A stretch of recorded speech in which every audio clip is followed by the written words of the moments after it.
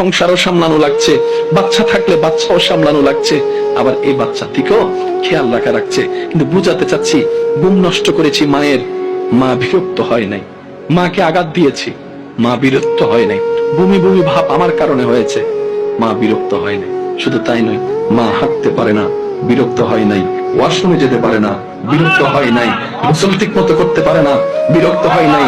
শোয়া ঠিক মতো করতে পারে না, বিরক্ত হয় নাই। যেতে যেতে লাস্ট মোমেন্ট যখন চলে আসছে, তখন কঠিন মুহূর্ত যখন আসতো, ডাক্তার বলে সিচুয়েশন খুব জটিল, এই দুইজনকে একসাথে বাঁচানো আমাদের পক্ষে সম্ভবপর নয়, হয়তো মাকে বাঁচাতে হবে, না হয় সন্তানকে বাঁচাতে হবে। সবাই চিন্তা করলো কি সিদ্ধান্ত নেওয়া যায়। সবাই বলে মা থাকলে সন্তান আরো আসবে। সবাই বলছে আত্মীয় স্বজন, স্যার ডাক্তার মাকে বাঁচান। ডাক্তার বলে যে একটু মাকেও তো জিজ্ঞেস করি উনি কি বলতে চাই।